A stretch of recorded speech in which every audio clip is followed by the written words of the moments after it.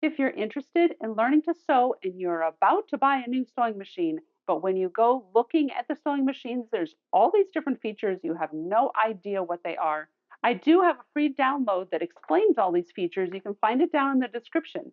But first, there are three things that I don't think are really important at all for your first sewing machine. The first one is how fast it sews, or the stitches per minute.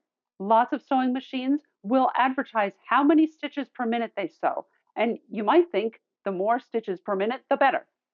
And it is kind of like that speedometer on the car. Technically, your car might be able to go 120 miles per hour, but you are never going to need that. For most sewing projects, you're really not going to be sewing that fast unless you are a production sewer, which you're not because you're buying your first machine, or someone who's going to sew very, very long straight seams a lot. And I don't sew that fast even now. So a machine that stitches 1,000 stitches per minute is really not going to make a difference to you compared to one that only stitches 600 stitches per minute. The next thing that lots of people worry about is whether it's a top loading or a bottom loading bobbin machine.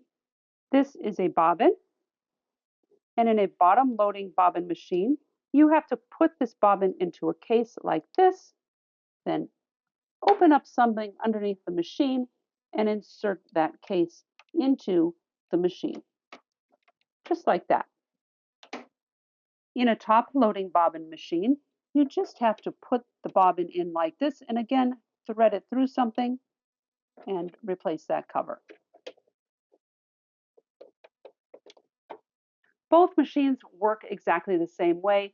Some people really prefer one or the other machine. The only advantage I see of a bottom loading bobbin machine is that you can adjust the tension of your bottom thread. That's not something you're going to be doing as a new sewer or maybe ever at all. I happen to do it because I use lots of different kinds of threads, not different colors, but weird, strange threads. Again, it's not likely that you're going to need to do that, and in fact, you probably don't want to mess with the bobbin tension. One advantage of the top loading bobbin machine that many people like is that you can see the top bobbin. So you can see when it's running low, which means it's less likely that you're going to run out of thread in the middle of a seam.